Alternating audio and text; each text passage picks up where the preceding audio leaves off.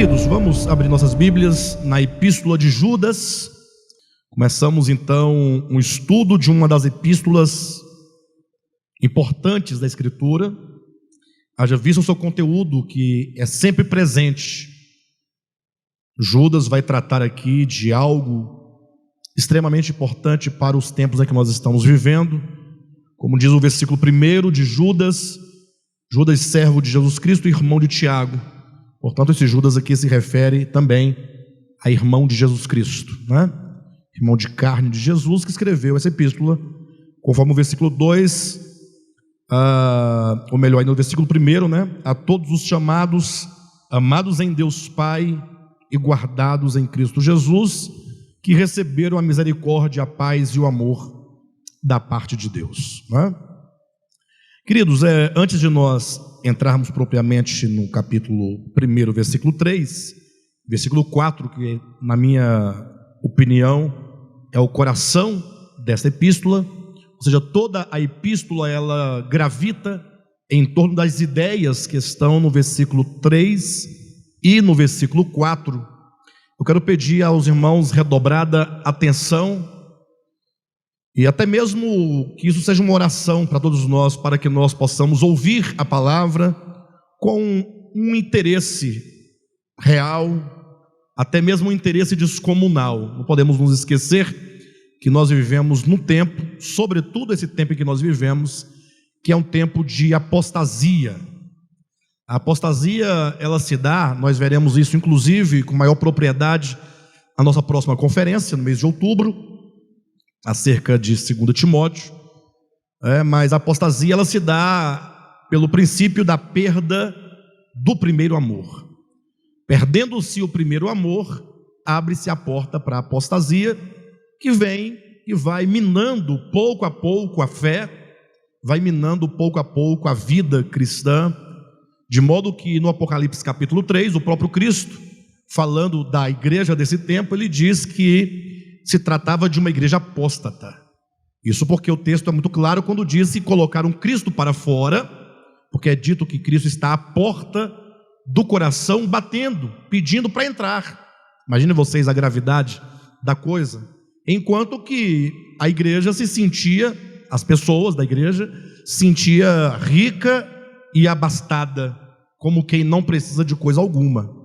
Então, nós temos que atentar para o nosso coração, para que nós não sejamos vítimas do mal desse século, que é a apostasia. Eu me lendo hoje à tarde um texto, achei ele bastante interessante. Na verdade, eu me recordava, já era a terceira leitura que eu fazia do livro O Elogio da Loucura, de Erasmo de Roterdã. Não sei se já tiveram acesso, mas eu diria que vale a pena ler. É um livro cujo gênero é uma sátira, né? A sátira ela tem uma característica de usar muita ironia. Então, a pessoa que não conhece a sátira, não conhece a hermenêutica de se ler uma sátira, ele acaba acreditando no que está sendo dito, quando na verdade ali é um discurso irônico, um discurso na verdade inverso ao que se quer dizer. Ou melhor, isso mesmo, querendo dizer algo, ele diz o oposto para enganar o leitor. Interessante como que o elogio da loucura fala da loucura, é a loucura personificada que se apresenta como que num teatro. Então ela se apresenta como uma loucura e começa então o seu discurso. Ela fará para aquele auditório o elogio acerca de si mesma, o elogio da loucura. E aí ela começa dizendo: se vocês querem saber o porquê eu me vestir deste modo, com vestes tão inusitadas como esta, eu falarei a vocês, caso vocês me emprestem um pouco da vossa atenção. Estou parafraseando. Ela pede a atenção das pessoas para que ela possa fazer o elogio. Só que ela faz uma correção dizendo: não há atenção que se dá aos sermões sacros, ou às mensagens ou pregações de mensagens bíblicas, mas eu quero que vocês me dêem a atenção que vocês dão aos palhaços, aos bobos que estão nas praças. Olha a ideia. Por que será que a loucura diz isso? Ela quer dizer, a atenção que se dá a qualquer banalidade. Está lá você passando numa praça e tem um mágico ali fazendo, ou que seja o homem da cobra, ou que seja qualquer tipo de atração de praça. Vamos colocar aqui em tese aqui um mágico que ali finge que some uma moeda, que faz aparecer um pássaro. Na verdade a moeda não some, ele esconde, né? E o pássaro não aparece, ele sai de dentro de uma cartola que já estava guardado lá dentro, o pássaro já estava presente ali. E todas as pessoas, sabendo que tudo aquilo não passa de um truque muito barato, eles prestam toda a atenção, eles dão o seu tempo, eles param e admiram e ficam tentando entender o processo, como ele faz aquela magia. Então a loucura diz: olha, a atenção que se dá a qualquer tipo de banalidade é a atenção que eu quero, porque a atenção que se dá aos sermões sacros é uma atenção desatenciosa, é uma atenção como quem ouve seriamente, mas não tem aquele fervor de compreender, de tomar para si, como Maria, por exemplo, fazia aos pés de Jesus, que se assentava, quedava-se, caída, prostrada ao chão, aos pés de Cristo, ali para ouvir, como quem bebia cada palavra do Senhor, como quem estava desejosa, ardentemente, com uma sede profunda de receber aquelas palavras. E a loucura então encerra esse primeiro parágrafo, para você ter um primeiro parágrafo do elogio da loucura, dizendo que emprestasse tal atenção que se dá aos bobos, aos palhaços das praças, ou quem sabe que vocês emprestassem para mim como que o rei Midas, diante do deus Pan, exibia suas orelhas de burro.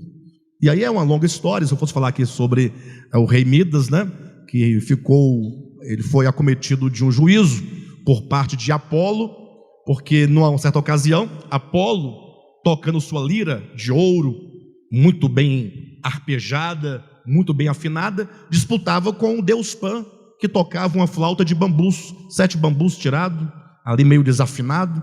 E essa disputa foi provocada pelo próprio deus Pan. Só que o deus Pan é um deus satírico, é um deus do riso, é o deus da brincadeira, da zombaria. E, portanto, quando ele propôs o desafio entre Apolo e ele, na verdade ele queria apenas sorrir, porque ele sabia que Apolo era de fato o deus da música, o deus da perfeição.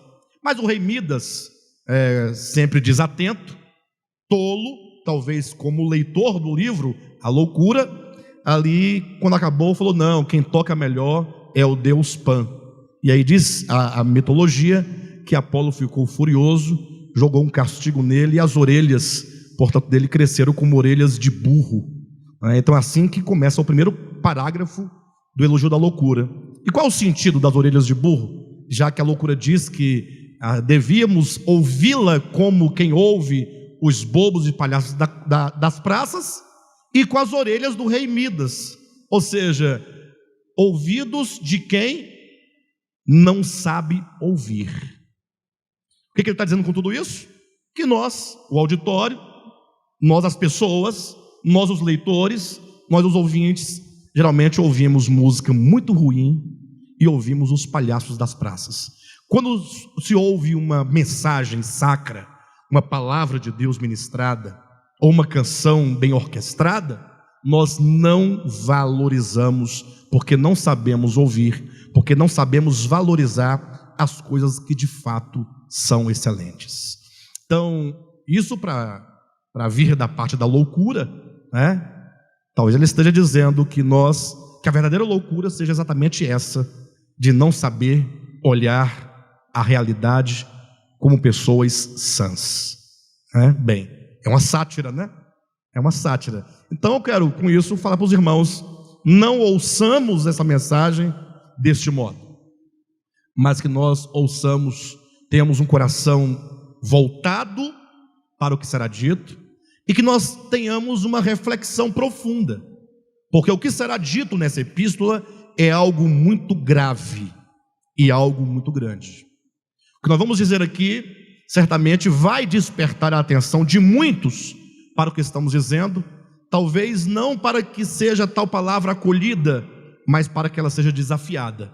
Não poucos pastores, cristãos e teólogos talvez se levantarão contra o que será dito, mas tudo que nós queremos falar é sobre a palavra de Deus tal como ela é, porque tudo que nós queremos não é uma igreja grande em número de pessoas, uma igreja cheia de dinheiro, de status. O que nós queremos é um grupo de discípulos, pessoas que amem a Cristo, que o sigam verdadeiramente e que possam de fato e de verdade estarem num processo efetivo de salvação. Ou seja, há muito a ser realizado em nós, mas que nós não estejamos parados, né? Fossilizados, mas que estejamos caminhando. Eu sei que às vezes o evangelho nos assusta, e deve assustar mesmo de fato, porque gera o contraste entre o que somos e o que é o evangelho.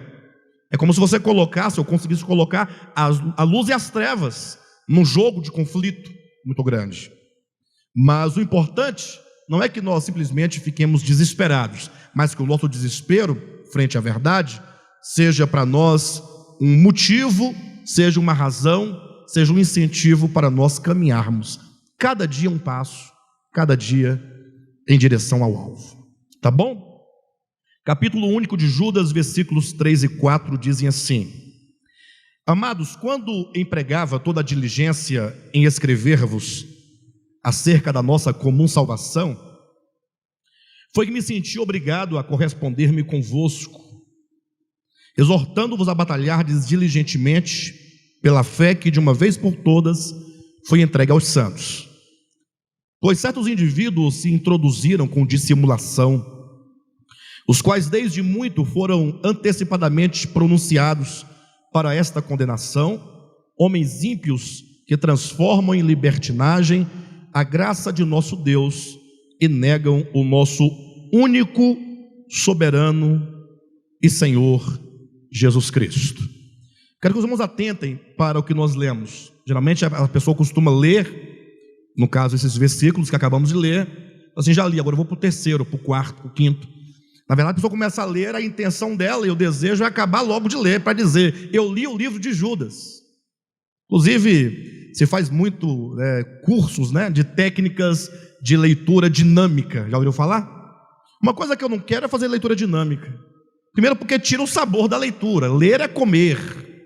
Você precisa comer, refletir, ponto a ponto, saborear, para que aquelas palavras entrem no seu ser, no seu entendimento. Eu não quero ler rápido. Eu preciso, seria mais ou menos fazer um curso de comer rapidamente uma comida. Imagine, como comer 1 quilo de comida em 1 minuto. Imagine só, sem mastigar, sem saborear, né? Sem você ter o prazer de se alimentar, de poder provar ali o alimento. Então, nós precisamos de ler como quem procura entender o espírito daquele que fala.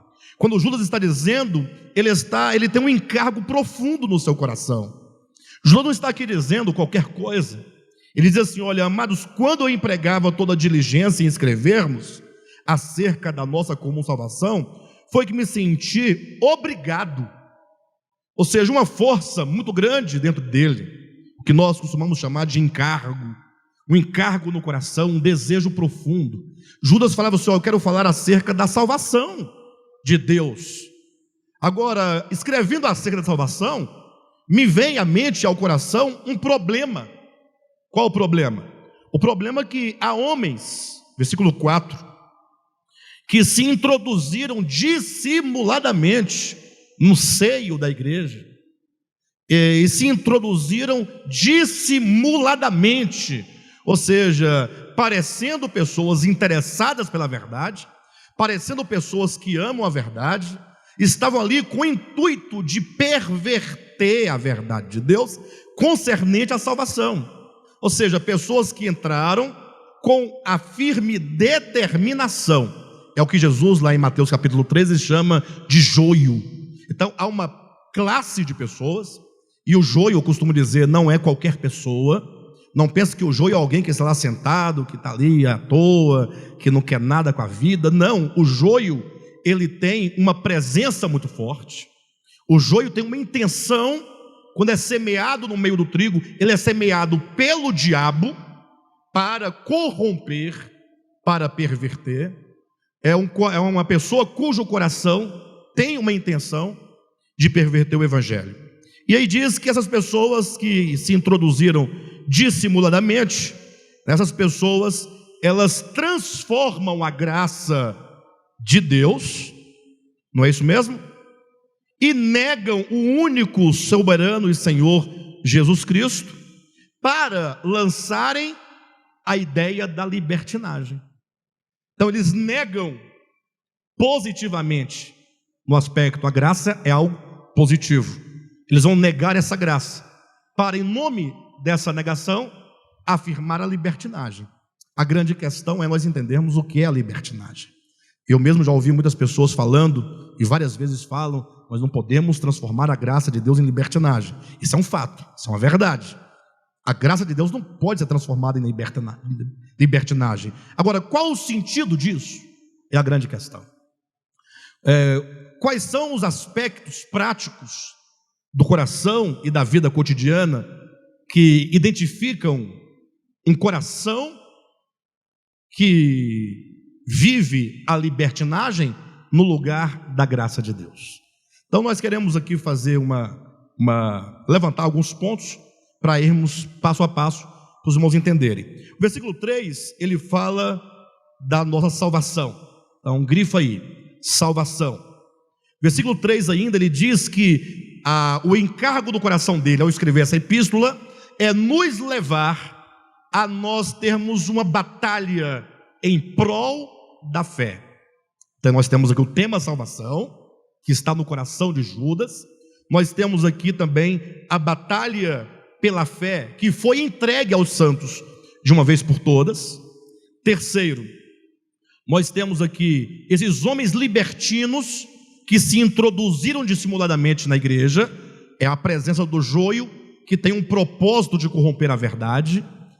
4, nós temos aqui a graça do nosso Deus e o senhorio de Jesus Cristo.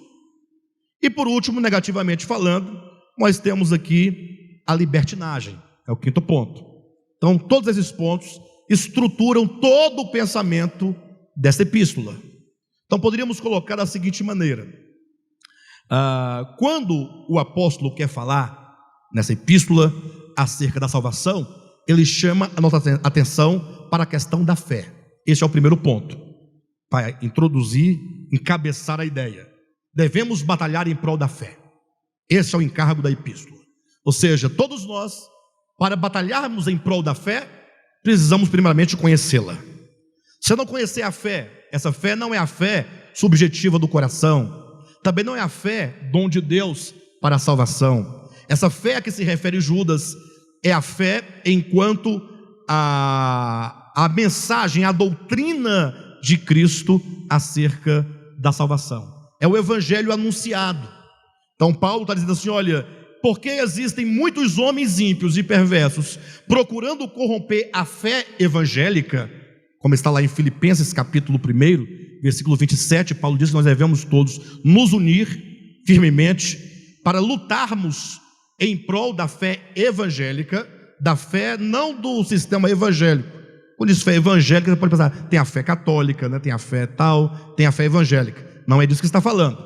Fé evangélica, conforme Filipenses capítulo 1, versículo 27, quer dizer as verdades acerca de Cristo e da sua obra. Ou seja, quando Cristo veio ao mundo, ele ensinou aos homens a vontade do Pai. Em João capítulo 7, versículo 15, 16 e 17, por exemplo, o próprio Cristo ele diz: olha, a doutrina que eu trago a vocês, ela não é minha. A doutrina que eu vos trago, ela procede do Pai.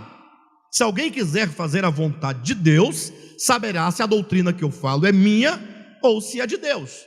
Então ele fala que existe um ensino acerca da verdade.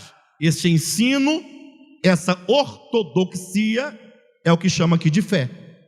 Então ele diz que é preciso que nós batalhemos diligentemente, batalhar com diligência, batalhar com atenção, né, tendo ciência do que é essa fé, Precisamos conhecer essa fé para batalharmos em prol dela. Aí eu pergunto para vocês, ora, por que devíamos nós batalhar em prol da fé? Será que a fé não estava já no tempo de Judas, talvez 3 anos antes da destruição de Jerusalém, ano 67 da era cristã? Será que a fé, a verdade que fala de Cristo, da sua obra, que se sintetiza enquanto a salvação dada a nós, será que essa verdade, essa fé estava correndo algum risco de se perder? Irmãos, isso é uma coisa muito séria. Jesus está dizendo, olha, existe uma batalha no âmbito espiritual. O mundo espiritual está ativo, está determinado a corromper a fé, de tal modo que ela se perca no tempo, que ela desapareça, que ela possa desaparecer da mente e dos corações das pessoas. Paulo, por exemplo, foi um grande guardião da fé. Quando ele escreveu a sua segunda epístola a Timóteo, capítulo 4, últimas palavras do apóstolo, ele já estava para ser entregue à morte, inclusive ele já tinha recebido a revelação de Deus, que o tempo de sua partida era chegado, e então ele diz, olha, eu combati o bom combate, completei a carreira e guardei a fé. Quando ele diz, combati o bom combate, ele quer dizer, quando eu fui chamado por Cristo, Ele me chamou para lutar uma batalha. Lógico, Paulo foi chamado para servir a Cristo, ele foi chamado para amar a Cristo, ele é um eleito de Cristo, mas a despeito da sua vida pessoal, em relação a Cristo, seu Salvador, ele recebeu o apostolado. Enquanto apóstolo, ele tinha uma missão a cumprir. Paulo foi chamado para levar a palavra de Deus, trazer a revelação máxima da palavra de Deus a todos nós. Por isso que ele escreveu tantas epístolas, todas elas de cunho exegético muito profundo, mas não somente para trazer essa verdade, mas para que ele pudesse guardar essa verdade, ser um guardião, alguém que estivesse ali atento, um sentinela, para tão logo ele percebesse alguém tentando corromper a verdade, tentando distorcer a verdade, modificar a verdade, ele pudesse defender e não permitir que essa verdade se perdesse. Ele diz, combati o bom combate. Esse bom combate é essa luta, é essa batalha de Judas que devemos nós batalhar. Completei a carreira, quer dizer, eu cumpri toda a minha missão teve um começo e agora ela está chegando ao fim. E ele diz, e o resultado foi que a fé foi guardada. Guardei a fé, ela não se perdeu, porque Paulo era um grande arauto e sobretudo um grande sentinela. Por isso que nessa última epístola que ele escreve a Timóteo, e a última epístola da sua vida, ele diz, olha Timóteo, você deve falar diante das pessoas a palavra que você de mim recebeu. Toda a palavra, conforme você recebeu, você deve agora falar para outros, como quem passa, como quem transmite a outros. E esses outros que vão receber essa palavra precisam de ser homens idôneos, homens aprovados, homens que tenham um caráter forte, firme, para que não corrompam também o evangelho. Eu passei para você, você passe para esses homens idôneos, homens fiéis e idôneos, e esses por sua vez passem a outros.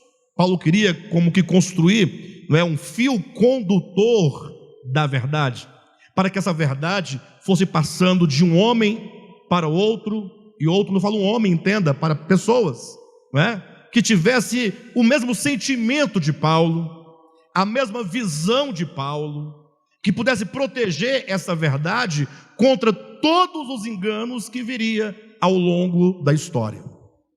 Eu refletindo sobre isso essa manhã, eu muito me entristeci, porque me veio ao coração o fato de que Paulo guardou, ou embora Paulo tenha guardado, Timóteo tenha guardado, e muitos ao longo da história tenham guardado essa verdade para que não se perdesse, mas hoje, olhando para o cristianismo, é com muita tristeza que se fala isso, podemos dizer que ela se perdeu de muitos e muitos corações. Ou seja, quando se fala acerca da nossa comum salvação, pouco se sabe sobre salvação. né? Pouco se sabe. Quando você fala algo de salvação para as pessoas, para crente, eles estranham e é capaz que te chame de herege, porque na opinião deles, salvação é um ato meramente ritualístico. Desde que ensinaram que alguém ouve uma ministração, sobretudo aquelas pregações dos primeiros evangelistas, né, carismáticos que surgiram no século XIX, início do século XX, sobretudo, pregando um Deus irado, pregando um Deus que, embora tenha dado o seu filho para morrer na cruz pelos pecadores, mas é um Deus que certamente está irado contra o pecador, que não recebe o sacrifício do seu filho, e assim se prega com o fim de tentar tocar o coração da pessoa que ouve pelo medo, primeiramente pelo medo de um Deus irado, e segundo agora, pelo desejo de obter a salvação oferecida por esse Deus, por seu Filho crucificado. Mas a salvação, como todos sabem até hoje, é o desejo de ir para o céu, ou seja, não ir para o lago de fogo, que estaria queimando ali as chamas. O Deus irado teria preparado esse lago de fogo, e aqueles que escapam desse dano eterno, teria então as delícias de um lugar. Imagine, um lugar muito claro, com uma abóboda muito grande de safira, os anjos voando, e ali as pessoas cantando o dia inteiro, glória, glória, aleluia, com suas harpas, o coral muito bem afinado. É um lugar, sobretudo, em que não tenha lágrima, nem dívida, nem conta de PVA para pagar, nem problemas com o banco, não tivesse nenhum tipo de sofrimento. Ou seja, uma salvação meramente espacial. Alguém poderia me questionar dizendo: pastor, mas a Bíblia diz que no novo céu, na nova terra, toda lágrima, o Senhor vai enxugar dos olhos toda lágrima, não haverá ardor do sol sobre nossas cabeças, não haverá luto, não haverá morte, porque tudo terá passado. Isso é evidente, não é? Que todo sofrimento causado pelo pecado não terá lugar na eternidade, depois que o Senhor restaurar todas as coisas. Mas quando a Bíblia fala de salvação, ela fala muito mais, ou seja, é muito maior esse tema do que uma salvação meramente espacial, como que uma mera fuga de um lugar onde tudo é sofrimento para um paraíso. As pessoas querem ir para um paraíso, só que elas esquecem que nós estamos privados do paraíso, não porque Deus tenha nos privado, estamos privados do paraíso por causa do pecado.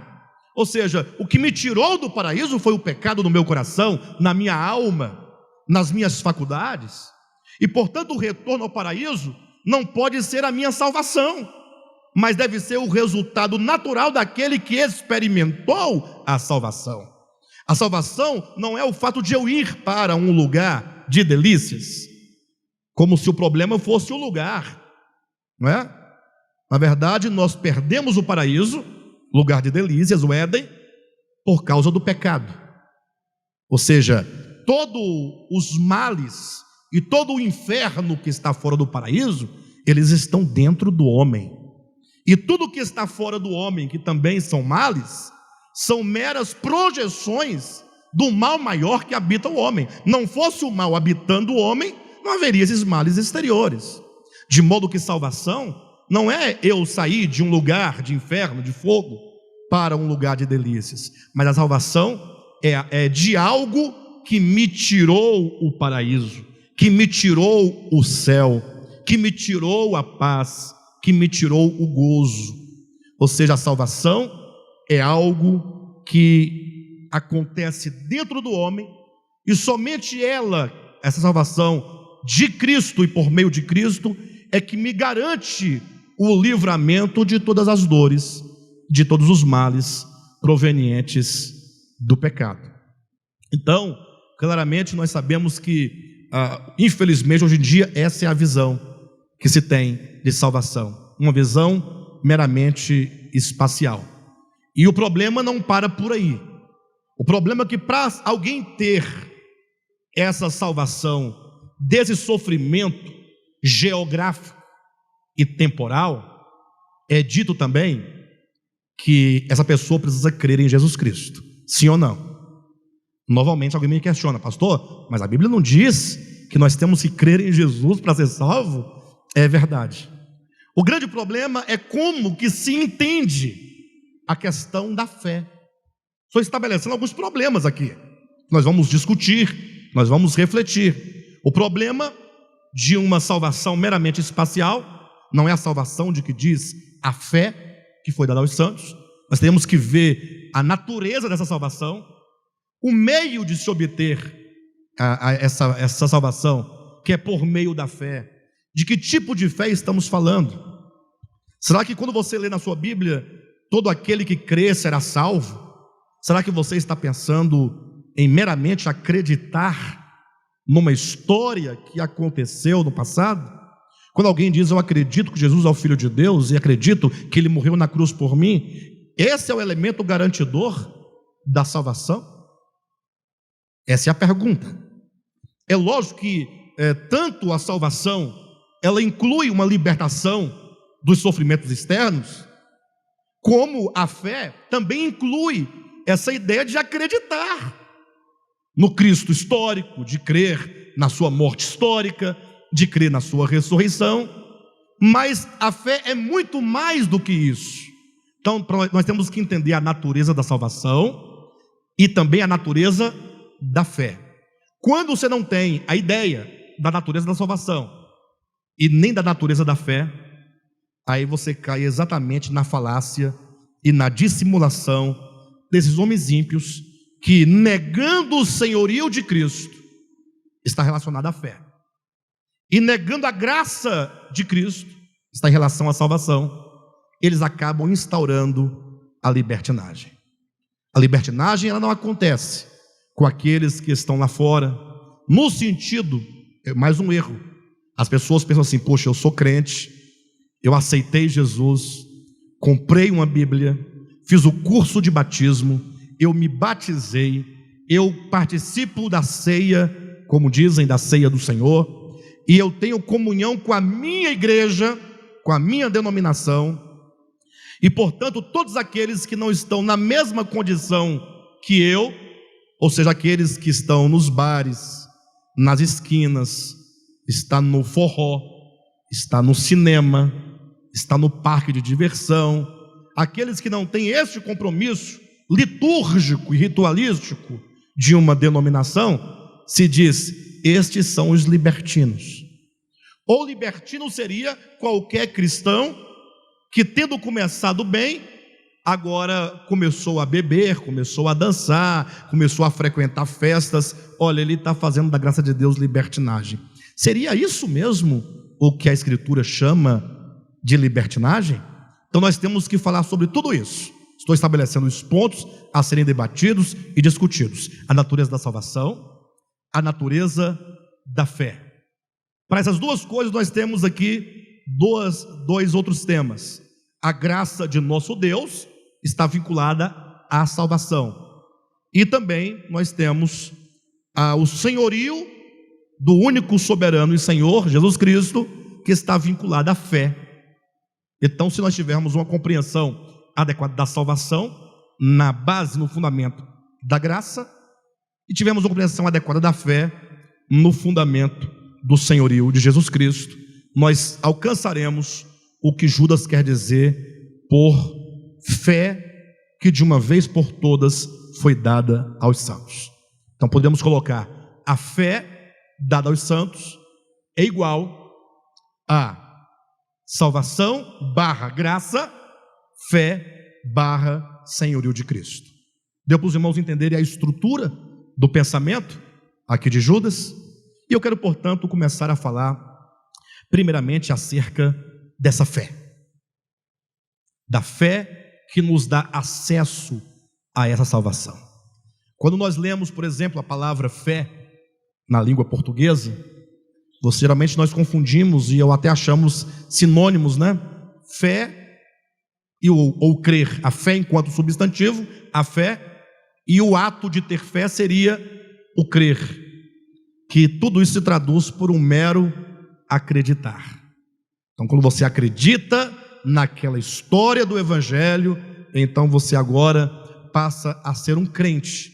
Você passa pelos rituais, no caso de aceitar a Jesus, do batismo e do partir do pão, que é a ceia do Senhor, e aí estaria estabelecido a sua vida cristã em comunhão com aquela denominação.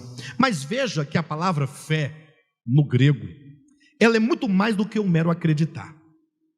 Qualquer pessoa que ler no grego a palavra fé vai ter o sentido, é um substantivo, de fidelidade. A palavra fé, se você inclusive olhar no dicionário, a maioria dos irmãos talvez tenham aqui o léxico do Strong, John Strong, lá você vai encontrar a palavra fé significa fidelidade. A raiz da palavra fidelidade é o termo fé. O que significa que fé é muito mais do que um mero acreditar. E há 2 capítulos da Bíblia que nos falam sobre a fé. Toda vez que você pensar sobre a fé, essa fé que nos dá acesso à salvação de Deus, que nos faz nos apropriar da salvação de Deus, ela pode ser encontrada em João capítulo 6 e Hebreus capítulo 11.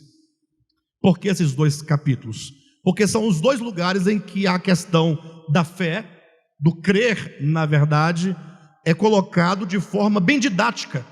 Capítulo 6, Jesus fala sobre a fé enquanto uma potência que age dentro do homem e o leva a uma união vital e orgânica com o próprio Cristo. A fé enquanto uma potência dentro do homem, enquanto uma força originária dentro do homem que o levará a ser fatalmente outro. E em Hebreus, quando essa fé, estando em exercício, é capaz de vencer todos os inimigos. Eu não posso prosseguir aqui no estudo sem falar um pouco acerca de João capítulo 6. Vocês sabem que João capítulo 6 é um capítulo muito emblemático, porque ele começa ali falando quando Jesus multiplicou os pães e os peixes e alimentou uma grande multidão. Isso já nos remete ao presente tempo, em que quando se fala de fé, as pessoas estão sempre oferecendo alguma coisa material em nome da fé. Essa pessoa tem fé, vem aí que Deus vai te dar um bom emprego, que Deus vai te dar um bom casamento, que Deus vai curar o tumor maligno que está no seu corpo. As pessoas hoje em dia parece que têm muita fé. Você olha para as pessoas mais enganadas, que estão seduzidas, pela libertinagem desses homens perversos, mas elas te olham com um desdém tão grande. Elas falam: vocês não têm fé. Elas olham assim para você, do de volta à palavra, e falam assim: como vocês são desprovidos de fé. Elas morrem de dó de nós, porque no entendimento delas, elas têm uma fé muito grande, e que nós aqui não temos nenhuma fé no pensamento dessas pessoas, porque nós estamos aqui buscando as coisas espirituais, as coisas eternas, porque estamos preocupados com o coração. Nós aqui não estamos preocupados em quanto dinheiro você ganhou esse ano, ou se você já adquiriu ou não a sua casa, se você adquiriu ou não o seu veículo. Nós não estamos pensando nessas coisas, não estamos promovendo essas coisas, nós não fazemos liquidação de nada. Aqui nós estamos falando das coisas essenciais. E como dizia aqui no início do nosso discurso, sobre o elogio da loucura, a própria loucura reconhece que a massa de pessoas, elas não têm ouvidos para ouvir a lira de Apolo. Elas só têm orelhas de asnos, orelhas de burro, para ouvir a flauta desafinada e rudimentar do Deus Pan. Vocês lembram o que eu falei aqui no início? E como diz, a maioria das pessoas, elas não querem ouvir a essência de um sermão sacro, palavras da loucura, mas as pessoas têm ouvidos para ouvir os palhaços e os bobos das praças. É mais sedutor. Então as pessoas falam assim: mas como vocês não têm fé? Então o capítulo 6 de João começa exatamente com esse contexto. A multidão e aí permita-me colocar figuradamente, não há nenhum xingamento, mas a massa que tem orelhas de burro, essa aqui é a figura usada pela loucura lá no livro de Erasmo de Roterdã. Cuidado para ninguém se ofender achando que nós estamos chamando ninguém de burro. Estamos falando da questão de ouvidos sensíveis para ouvir. É o que diz na Escritura: quem tem ouvidos ouça, quem não tem ouvidos espirituais para ouvir tem orelhas de burro, no sentido como foi colocado pela loucura lá no seu livro, no seu elogio. Estão entendendo? Então começa ali com aquela multidão que está animada e feliz porque alegre, porque Cristo multiplicou os pães e os peixes. Puxa, para elas ali era tudo. Tanto é que no dia seguinte lá vai a multidão atrás de Cristo em busca de mais pão. Irmãos, a multidão sempre estará bem cedo desperta, acordada do sono físico, para ir atrás de uma bênção, ao passo que estarão dormindo, totalmente sonolentas, tomadas, ali de uma cegueira muito grande, um adormecimento, uma embriaguez em relação às coisas espirituais. Por isso, quando eles encontram Cristo, Jesus fala assim: ora, vocês me procuram, não é porque vocês viram sinais, não é porque vocês compreenderam o significado profundo do que aconteceu ontem na multiplicação dos pães. Vocês me procuram por causa do pão material. Em outras palavras, ele está dizendo: olha, prestem atenção, é verdade que ontem foi realizada a multiplicação dos pães e peixes. Ele poderia continuar: é verdade que também foram feitas outros milagres, outros prodígios, outras curas, mas vocês são incapazes de perceber o significado das coisas. Quando nós falamos das Escrituras, precisamos perceber o significado. Como o leitor atual é tardio em compreender o significado das coisas. Desde Gênesis começa uma leitura, criação do mundo em 7 dias. Lá vai o ser humano discutir se foi em 7 dias mesmo, se são dias literais. Eles não entendem o sentido do texto, o sentido profundo. Vai discutir a queda do homem, vai discutir se foi uma maçã, se foi um figo que o homem comeu. Um pastor muito inteligente, muito esperto, falou que tinha descoberto qual era o fruto que o homem comeu, lá em Gênesis 3. Aí ficou aquela expectativa, eu estava na assembleia, poxa, ele descobriu, que maravilha, ele vai falar, vai trazer a revelação para nós. Ele disse: era uva. Aí deu aquela decepção no povo, a uva, poxa. E ele disse: querem saber por quê que era uva? Todo mundo: queremos. Ele disse: porque toda vez que nós vamos ao mercado, sempre nós roubamos uma uva. Entenderam? E ele ainda perguntou: quem, ao fazer compras no supermercado e ao passar do lado das uvas, não pega uma uva? Grande revelação, pastor Josué? Você está me olhando com a cara. Não fui eu que falei isso, não, foi um pastor, pastor, viu? Um pastor. De todo modo, as pessoas não entendem o sentido profundo. Pior, quando entram ali nas páginas da história do povo de Israel, aquelas batalhas que ali ocorriam. Inclusive nós falamos sobre a fé. Eu citei Hebreus capítulo 11, onde tem uma galeria de heróis que venceram naquelas grandes batalhas ali do Antigo Testamento.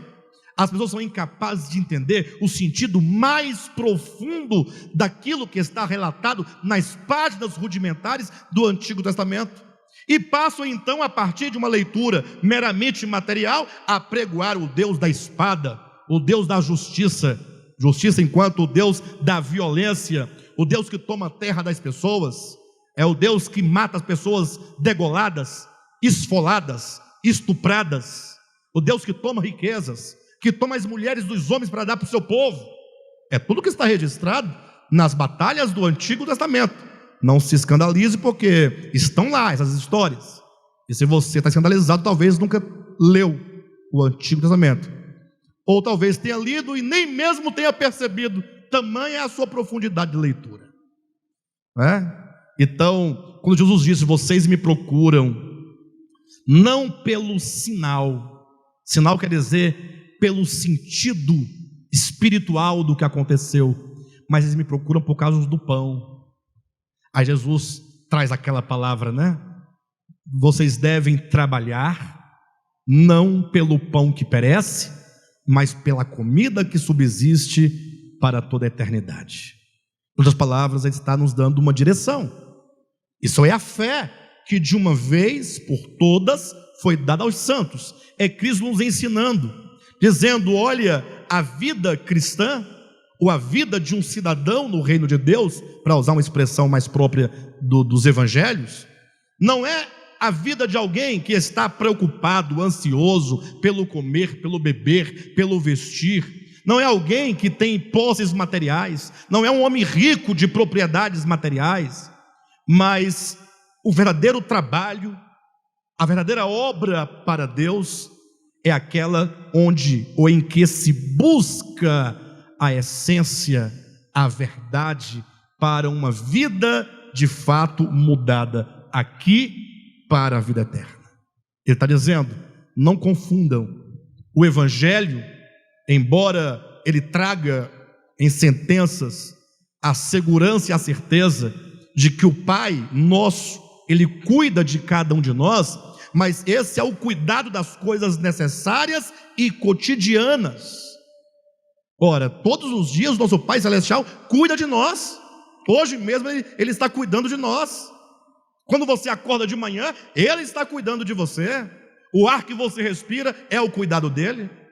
Quando seus olhos se abrem, você sente o vigor no seu corpo, suas pernas se movimentam, você se põe de pé, sua mente está trabalhando, seu coração pulsando, seu pulmão respirando.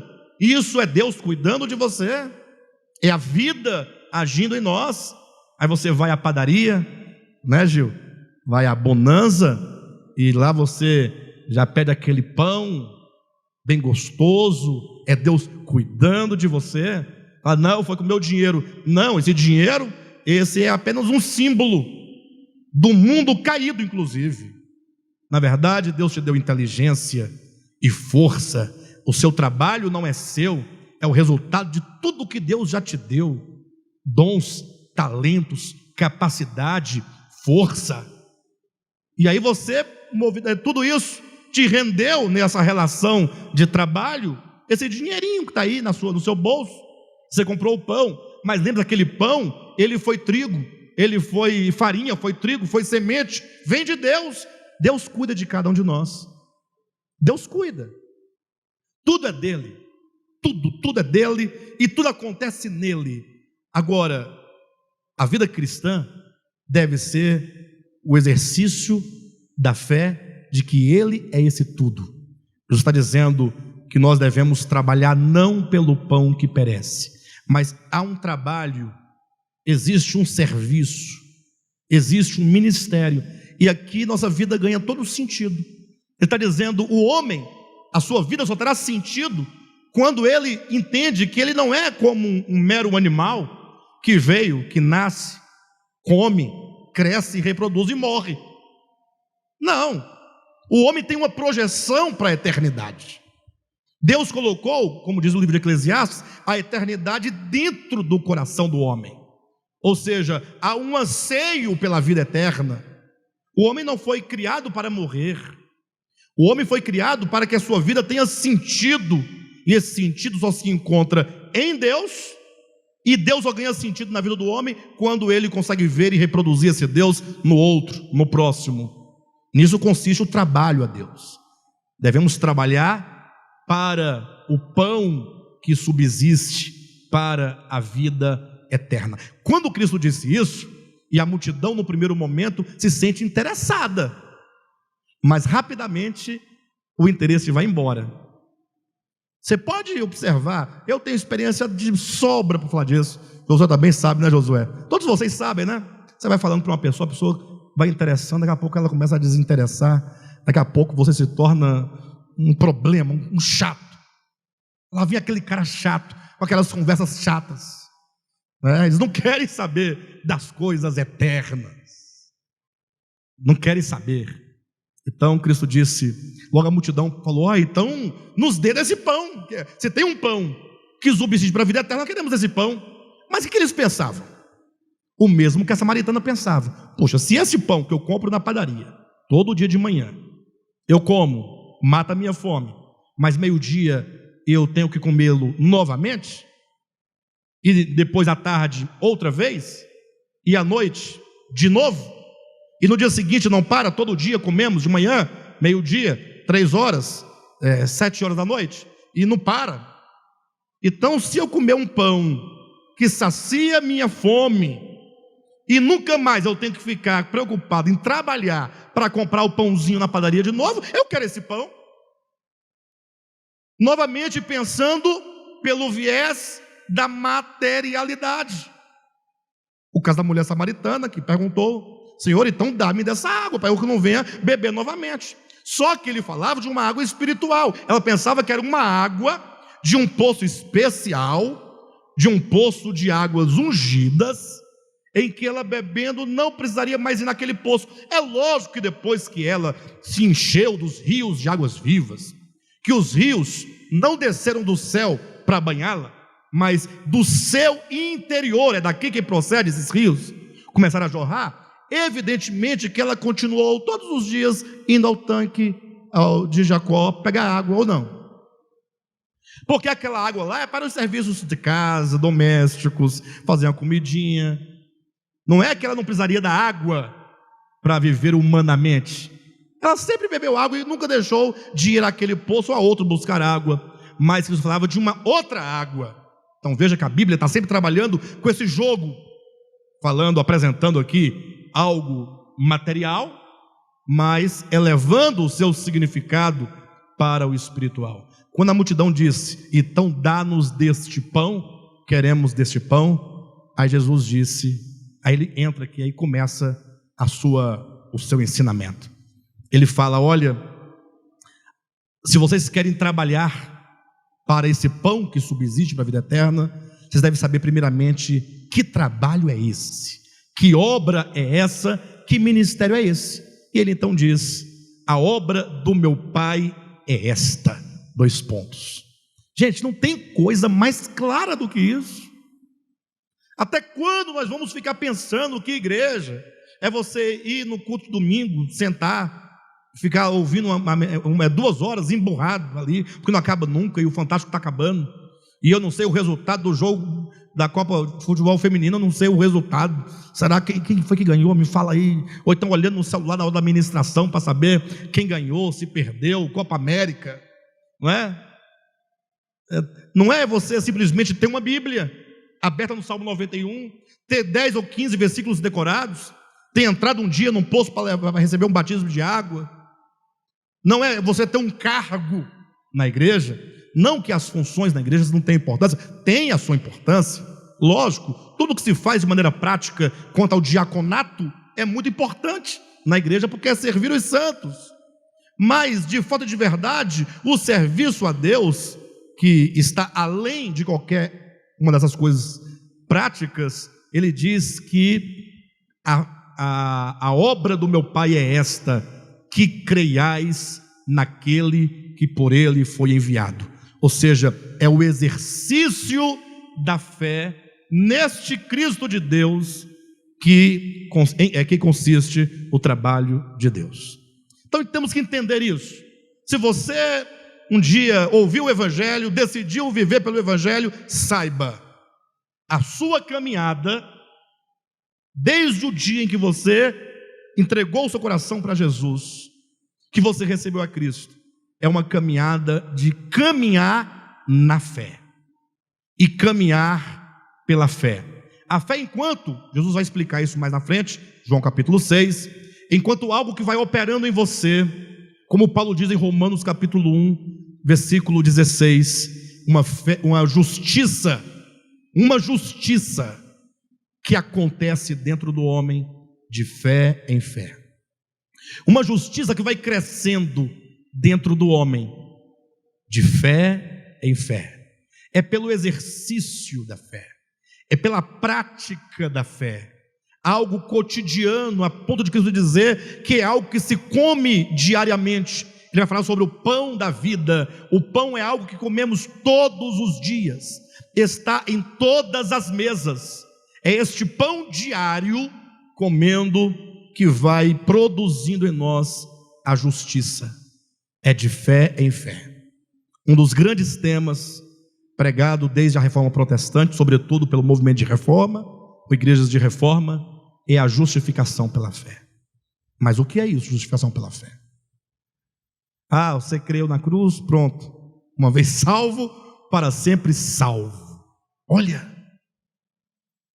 acabou, está todo mundo feliz. Eu estou salvo, para sempre salvo, acabou. Pronto. Está lá o indivíduo, como diz minha mãe, com casca e nó, cheio de tumores na alma, inveja, maldade, inimizade, avareza, injustiça, porfia. Nunca vi um lugar para ter mais porfia do que em igreja evangélica. Com todo o respeito aos irmãos. Mas parece que tem alguma coisa que movimenta isso, que alimenta esse mal. Contenda. Pastores que não se falam na mesma igreja. É o pastor presidente com medo de perder a função para o vice-pastor. E aí, é a mulher do pastor que não conversa com a mulher do outro pastor? Não tem isso, não? Misericórdia. Ah, uma vez salvo, para sempre salvo. Salvo de quê? Peraí, vamos perguntar, salvo de quê? Essa é a pergunta. Aí vão responder, do lago de fogo, para as delícias eternas. Olha aí, onde vão chegar. Entenderam? O pastor está duvidando da salvação de Cristo na cruz? Jamais, pelo contrário, todo o nosso esforço aqui é em defesa dessa fé que nos foi entregue, trazer à luz essa salvação na sua mais pura essência, os irmãos entenderem. Aí outro grupo, para resolver o problema, falou, não, pastor, você não está entendendo. Uma vez salvo, por exemplo, é verdade, porque salvação é dada por Deus e pronto, você está salvo. Não importa a sua condição de alma. Agora, para te incentivar a se tornar um discípulo de Cristo, a tomar a cruz, negar a si mesmo, ele te oferece um prêmio. De repente, se você quiser, se você fizer o cumprimento do Evangelho, aí você vai reinar com Cristo 1000 anos. Entenderam? Aí se eu não fizer, não, você perde o reino, mas está salvo. Simples assim. Pastor, eu já ouvi algo nesse ministério, nesse sentido. Já. Mas não é assim. Ah, mas você mudou? Eu mudei quando entendi. E você tem a chance de mudar, se entender. Ah, então não tem o reino? Tem o reino. Não tem essa dicotomia exagerada. Porque quando Paulo fala nas suas cartas sobre salvação, é o mesmo quando Cristo nos evangelhos fala sobre o reino.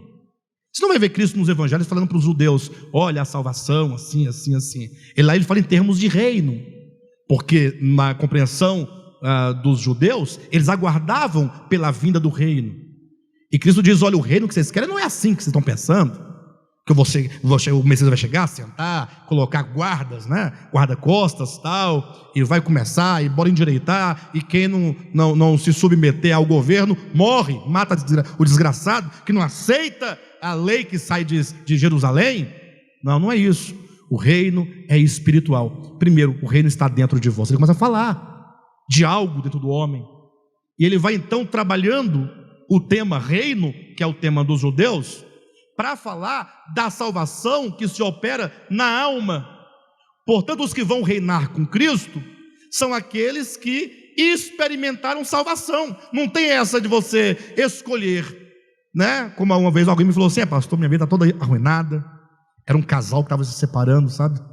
Briga, contenda, tal. todo dia tinha um tumulto para resolver, um fogo para apagar, e eu naquele meio, aí eu não estava dando conta mais, não tinha mais o que fazer, já tinha orado, expulsado os demônios, jogado óleo, tudo que você imaginar tinha feito, né? Arruda, sal grosso, não dava jeito, nada resolvia o problema daquelas pessoas. Eu falei, pessoal, aí não tem mais o que fazer, porque já foi feito de tudo, né? E aí a pessoa me falou, uma delas me falou assim, pastor, tem uma decisão. O que é? Vou me divorciar. Falei, é uma saída, né? Não é a saída, mas se não tem como vocês viverem juntos na mesma casa, o melhor seria isso mesmo, porque um dia alguém vai morrer aqui. É tijolada, é ferro de passar, né? Panela quente. Uma hora está lá fazendo arroz na água quente lá, o marido dormindo no sofá, a mulher resolve jogar água quente no ouvido do marido. Não tem disso? Bem, de todo modo, a pessoa disse, eu vou divorciar. Eu falei, bem, é uma saída, né? Não é a saída, mas vocês precisam olhar para o Evangelho, e ouvindo o Evangelho, quebrantar o coração de vocês, se arrependerem, se perdoarem, né? O perdão, o amor de Cristo gera perdão, e vocês poderem se amar, abraçar seus filhos, fazer um piquenique, conselho de pastor, né? Né, pastor Josué? Comer uma pipoca. Mas vou falar isso, né? Não tem dinheiro para ir ao cinema? Compra uma comida de pipoca, vai assistir um filme em casa, comida de pipoquinha. Netflix, não, é caro, minha filha. Netflix é caro. Sessão da tarde. Minha filha, a sua situação está boa, dos outros não está tão boa assim, não. Vamos com calma. Bem, de todo modo, o senhor falou, não, eu decidi que vou me divorciar pelo seguinte motivo. Eu não vou reinar mesmo. Então, se for para viver um inferno aqui e um inferno lá, durante o reino, eu vou viver um inferno só lá. Depois o inferno lá passa e eu estou salvo mesmo. Eu estou salvo. Olha a ideia. Isso é salvação, irmãos? Isso não se aproxima do que Judas diz, que negam o único soberano e Senhor, negam a soberania, o governo de Cristo no interior, na mente e no coração, para viver de qualquer modo, dizendo que está salvo. Temos que refletir sobre isso. De todo modo, voltando a João, Jesus diz, a obra de Deus é esta, que creiais. E agora eu vou explicar para vocês que esse crer, esse ter a fé e pô-la em exercício diariamente, é uma questão orgânica. Leia João capítulo 6, leia todo ele. A partir do 38 em diante, ele começa a explicar claramente qual é a obra de Deus, ou seja, aquilo que está acontecendo enquanto obra de Deus, que é a nossa salvação, ela só pode acontecer por meio do crer, sempre do crer constante, de fé em fé. E aí ele vai comparar isso dizendo que acerca do pão, ele diz, olha, fé é algo orgânico, não é uma fé intelectual. Qualquer um pode ler a Bíblia, e alguns podem saber e não acreditar, outros podem saber e acreditar, mas não é uma questão meramente intelectual. E aí fica fácil de nós discernirmos o que é uma fé meramente intelectual. Simples. A maneira mais fácil de você entender o que é uma fé meramente intelectual é você imaginar quando alguém diz que crer em algo, mas aquela sua suposta fé não tem a força necessária para fazê-lo andar de acordo com a fé. É o livro de Tiago. Tiago fala, pode essa tua fé, esse tipo de fé salvá-lo? Uma fé de lábios, uma fé dogmática, uma fé de livros, uma fé de métodos, uma fé que não é capaz de mover nada, é uma fé morta. Mas para falar de uma fé morta, aí talvez alguém pense, então a fé morreu? Fé é morta? Aí ele vai dar o sentido, é como um corpo sem o espírito, não tem vida. É quando Deus criou lá, tomando a figura de Gênesis, o homem do pó da terra, está lá o boneco, não serve para nada. Aí ele sopra o fôlego de vida, aí ele agora vive. Agora ele pensa, ele anda, ele fala, ele sente, ele percebe, ele se relaciona. Ele é capaz agora de alterar o ambiente onde ele vive. A fé, ela tem que ser viva. Aí Jesus fala que a fé é uma questão orgânica. E para ilustrar o que é uma fé orgânica, ele quer dizer, é algo que entrando em você, que faz parte de você, modifica todo o seu viver. Ele diz, eu sou o pão da vida. E aí começaram os problemas, ali em João capítulo 6. Até então a multidão foi em busca do pão, fez de conta que queria ouvir a conversa de Jesus, para saber se no final ia sair mais um pãozinho, como no dia anterior. Mas agora começou a desgostar a multidão, quando ele começa a falar, ao invés de dar o pão que eles queriam, que é o pãozinho de sal, pãozinho de cevada, no caso lá mais especificamente, ele fala, olha, o pão da vida sou eu sou o pão da vida. Vocês terão que comer o pão da vida, para ter vida. Ou ficou sem meio entender o que está dizendo, o que ele quer dizer, ele é o pão da vida. Mas Moisés também deu pão para a gente. Entre você e Moisés, está igual, você tem que botar alguma coisa melhor. Será que você não tem algo melhor? Porque Moisés lá no deserto nos deu pão, maná, todo dia. Foram 40 anos maná caindo do céu. Aí Jesus fala, o verdadeiro pão, quem dá não é Moisés, é o Pai Celestial. Quando ele diz o verdadeiro pão, ele quer dizer o quê? Aquele pão não é o verdadeiro. Aquele pão, embora dado por Deus, milagrosamente, vocês comiam, enchiam a barriga, o estômago, ele processava e vocês depois lançavam fora esse pãozinho, agora feito cocôzinho. Não mudaram a vida de vocês, não muda, é comida. O verdadeiro pão, quem dá é o meu Pai, e eu sou o pão que desceu do céu, para que vocês comam este pão. Ele está explicando o que é ter fé nele, o que é crer nele. O povo sem entender direito, diz, não, eu vou fazer o seguinte, eu vou falar mais claramente, para ver se vocês entendem, porque o povo tem orelhas de burro. Midas tinha orelhas de burro, de asno. Mas entenda que eu estou baseado lá no início da mensagem, tá? Bem, então eu vou melhorar aqui a ideia.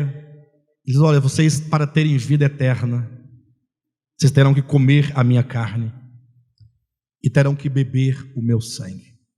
Pronto, aí piorou tudo, porque a multidão agora começa a se revoltar, dizendo, quer dizer então que vamos agora praticar o canibalismo? Onde já se viu comer carne de gente, beber sangue de humano? Que história mais louca é essa, mais perturbada? Eu já disse que esse homem tem problema, que Jesus tem problema. Aí Jesus falou assim, não tem jeito, vocês não conseguem entender, mas eu vou melhorar um pouco o meu discurso, para ver se vocês entendem. Olha, eu não estou falando da carne física, porque ainda que vocês dessem uma mordida, ainda, essa carne aqui, a carne dele, Jesus disse, para nada aproveita. Ora, se a carne física de Jesus e o sangue físico de Jesus para nada aproveita, o que aproveita? A cruz de madeira que foi cortada, que ele carregou? Se a carne dele, gerada em Maria, o sangue que corria nas veias dele, não, conforme disse Jesus, para nada aproveita, nada. Sabe o que é nada? A água que o pastor abençoa e unge, serve para quê? Aquela rosinha que você leva para casa, serve para quê?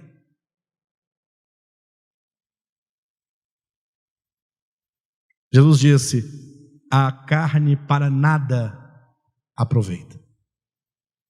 Eu saí de pão para carne e sangue, agora eu quero explicar que comer o pão E comer a minha carne, beber o meu sangue, significa vocês receberem, ouvindo com ouvidos espirituais, as minhas palavras.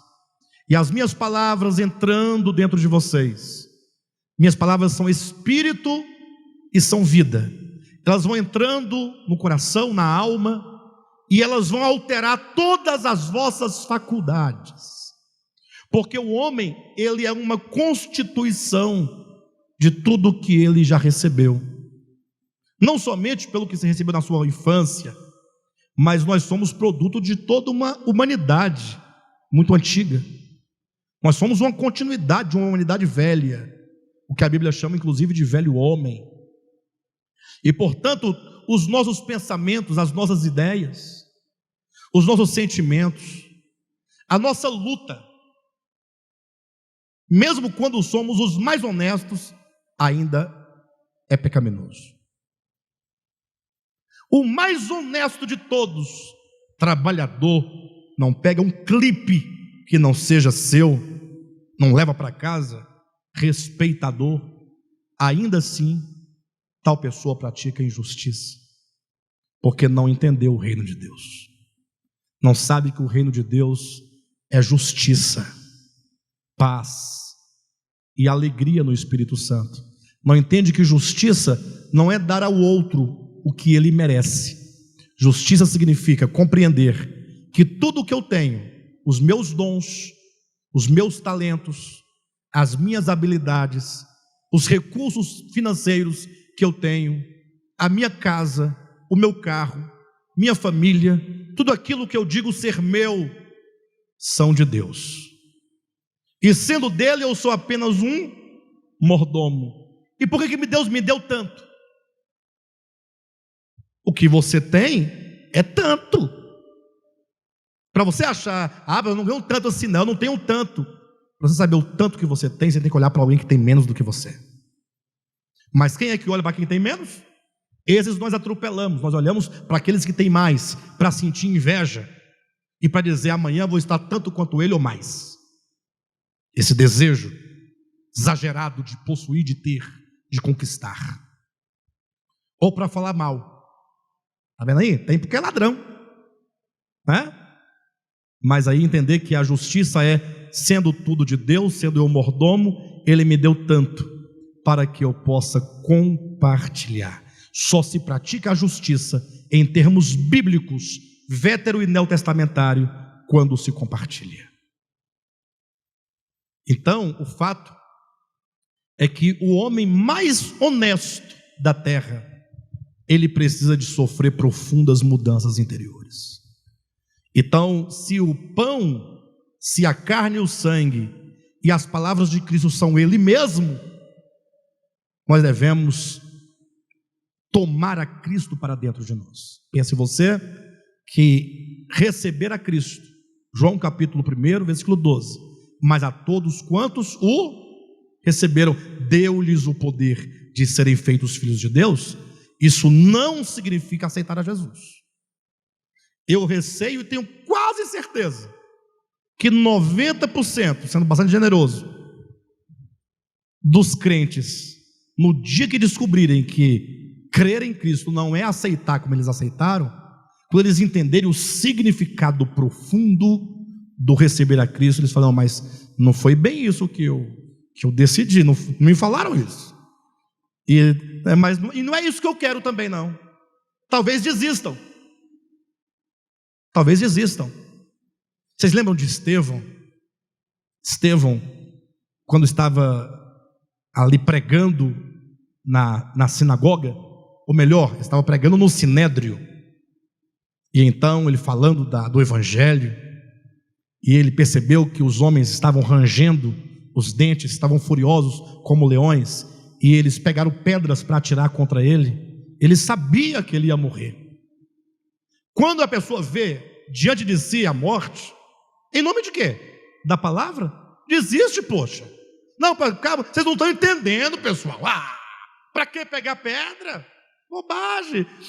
Não é bem assim. O templo ainda tem a sua função. Deus ainda habita no templo. Bem, não é como antigamente, mas Mas tenta lá, tentar dar aquela dobra, aquela aliviada para salvar sua pele. Mas não, ele continuou dizendo: Deus não habita em santuários feitos por mãos humanas. Ele garantiu, assegurou, não voltou. E aí, quando foram e começaram a tacar pedras nele, ele recebia todas aquelas pedradas, dizendo: Pai, perdoa-lhes, porque eles não sabem o que fazem. Reproduzindo exatamente o fiel testemunho do Cristo de Deus quando sofria na cruz do Calvário. Sabe o que significa isso? Será que ele estava remendando o Cristo? Imitando o Cristo? Irmãos, ninguém imita Cristo. É impossível imitar a Cristo. Quem deseja imitar a Cristo é mais ou menos, imagine um homem com problemas mentais que acorda um dia e pensa assim: eu sou uma águia, um pássaro, e eu vou subir num pico de uma montanha, eu vou saltar e vou voar e eu vou ganhar as alturas. O que acontece com ele? Mas digamos que ele não seja tão doido assim, e ele acredita que ele é uma águia, e aí ele começa a se comportar como uma águia. Primeiro, ele não quer falar, ele quer a águia. A fala da águia, pastor Josué, como é que é? A fala da águia, a onomatopeia da águia. Eu tenho a palavra aqui, mas não está aqui. Mas está aqui. Ela gralha. Ela gralha. Aí ele fica gralhando. Mas é uma águia? Aí que ele coloque cola no corpo e pegue umas penas de galinha e prega no corpo, vai ficar muito mais uma coisa cômica do que um fato. Ninguém imita a Cristo. Não existe no Evangelho imitar a Cristo. Por isso que nós tentamos e não conseguimos, e nos frustramos, e nos entristecemos. Nos ensinar a imitar. Ele fez, faz também. Não é questão de fazer. O Evangelho propõe o ser. Pastor, e agora? Só tem uma saída: a fé. Mas eu tenho fé. Fé é comer o Cristo de Deus, tomá-lo como alimento, para que esse alimento seja processado. Ao ser processado, se retire dele toda a sua essência, seus nutrientes, os sais minerais, as vitaminas, e aquilo que é essência naquele pão da vida seja metabolizado no seu ser, e aquilo passe a correr nas suas veias. É tão natural.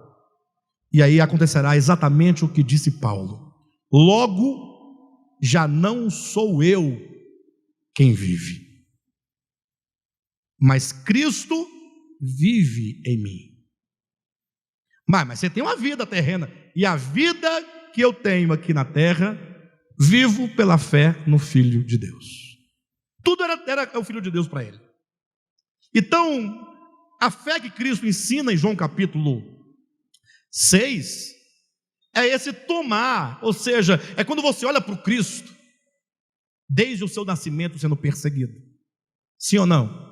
Desde quando nasceu, já fugindo para o Egito, lembra? Toda a sua história de perseguição. Você nunca viu o Cristo de Deus com retaliação com ninguém. Você nunca viu ele lançando maldição sobre ninguém. Você nunca viu ele com raivinha de ninguém, com inimizade, com inveja, com porfia. Uma vida totalmente santa, pura. E ele começa o ministério dele. Ele ensina todas as coisas, todos os relacionamentos estão ali nos 4 evangelhos. Ele ensina como que o Pai é, ele mostra como o Pai é. Ele usa de parábolas e sinais para ilustrar o que é o reino de Deus, como é o reino de Deus, a natureza do reino de Deus, como é um cidadão do reino de Deus. E quando você olhar tudo aquilo que diz respeito a Cristo e a sua obra e ao seu reino, você fala assim: Eu creio. Como assim eu creio? Eu entendo aqui dentro que este é o único caminho. Eu não tenho alternativa. Eu não tenho para onde ir. Não tem escape. Do jeito que estamos, é o reino das trevas, é o império das trevas, melhor dizendo. É isso aí que você já conhece. Entre tapas e beijos, para lembrar o poeta. Essa luta, essa guerra, essa batalha. Aí quando você olha, você não vai ficar discutindo com o evangelho. A pior coisa que tem é quando um crente olha, ele ouve uma mensagem ou lê um texto, Jesus fala assim: olha, não te negue a quem te pede emprestado. Você fala assim: ele diz isso porque ele não tinha nada. Aí é fácil, né, José? Ele não tinha onde coçar a cabeça, ele fala para o outro emprestar o quê? É quando a pessoa lê a escritura, ouve uma mensagem e fala assim: essa ideia de não pagar o mal com o mal é coisa de otário. Crente fala isso. Se tem uma coisa que crente, usando um termo histórico, não concorda, é com o evangelho de Cristo. Sabiam? Sabiam ou não? Não concordo. É bonito de falar, como eu estou falando, e é bonito de ouvir, mas a vida cotidiana, ela vai requerer uma coisa de você. Se alguém quiser, se quiser, a fé, ela vai partir de uma decisão sua. Eu sei que vão dizer o contrário aí na internet, eu sei, os comentários, tá? Mas basta só você olhar para a fé desse povo que diz que salvou eles. Olha para a situação, você vai ver que eles estão falando bobagem, água, nada, vazio. Agora, leia Mateus, Marcos, Lucas e João e você verá. É Cristo dizendo: o caminho é estreito. Ele disse, não fui eu. E também não foi Calvino e não foi Armínio que disse essas palavras. Se alguém quiser vir após mim. Alguém vai querer? Ele diz: você vai ter que negar a si mesmo. É quando o seu eu diz: eu vou fazer isso, é deste modo, é dessa maneira. Aí você lembra do evangelho. Não. A fé é ouvir as palavras de Cristo, tomá-las para si, comê-las e permitir que elas sejam assimiladas. Aí você ora: ganha, Senhor, o meu coração. Muda, Senhor, a minha visão, o meu coração. Você tem muito pelo que orar. Às vezes aqui na igreja, aqui no vocês não oram? O que mais tem para você fazer é orar. A gente não ora a oração de vocês, no caso dessas pessoas. Essa oração que pede pelo pai, pela mãe, pelo tio, pela madrasta, pelo vizinho, pelo emprego, pelo dinheiro, pelo casamento. Pede, quando acaba diz amém. Essa história aí não. A oração do reino tem muito pelo que orar. Muito. Negue-se a si mesmo. E quando você negar a si mesmo, você estará sendo crucificado. Ou seja, é para morrer. Esse eu vai acabar. Tome a sua cruz. E aí? Aí sim, siga-me. Não é possível seguir a Jesus de outra maneira. Não existe, portanto, reino sem cruz. Não existe Cristo sem cruz. Não há salvação sem cruz. Não há fé sem cruz. Não há essa ideia de viver salvo para sempre salvo sem cruz, só porque acreditou lá no que aconteceu. Nem eu estou salvo, não vou reinar, mas estou salvo. Não existe. É uma coisa só. Este é o evangelho. É ouvir as palavras do Cristo, palavras que são espírito e são vida, e elas nos tomarem e nos constituírem. Aí quando ela constitui uma nova consciência e um novo coração, todo o evangelho de Cristo, quando você lê os 4 evangelhos, a coisa mais natural é o que ele está dizendo. Quando Cristo diz aquelas palavras, ele está vivendo no reino de Deus. No reino de Deus ele diz: é assim. No reino de Deus, ninguém se assenhora sobre o outro. Não, no reino de Deus, não há, o maior, ele serve. É diferente. Mas quão angustiante é para alguém que não está no reino de Deus ouvir essas palavras e querer impor sobre eles tais palavras, sem que ele primeiro tenha comido e assimilado tais palavras. Bem, hoje eu falei de João 6, semana que vem vou prosseguir, falando de Hebreus capítulo 11, dando continuidade ao que a Escritura chama de fé, essa fé orgânica, que é o fundamento do senhorio de Cristo. A minha fé é quando eu o recebo como vida, como pão, e essa vida e esse pão, ele passa a assumir o controle do meu ser, para que ele viva em mim e não mais eu. Bem, de todo modo, fica aí para os irmãos pensarem, refletirem e orarem. Nosso desafio é grande. Nosso desafio é comer as palavras de Cristo. Não tem receita mágica. Ou você vai ouvir o Evangelho, orar o Evangelho, meditar no Evangelho, desejar pelo Evangelho, e muitas situações surgirão na sua vida. Muitas, não poucas. E você então, em cada uma delas, você vai sentir a dor da cruz. Você vai sentir o ego lutando, o ego dizendo não, não faça, não quero, não consigo. E você ouvindo as palavras de Cristo, é necessário negar a si mesmo, é necessário tomar a cruz, ser destruído. Essa luta vai acontecer. Paulo disse: a carne milita contra o espírito e o espírito contra a carne.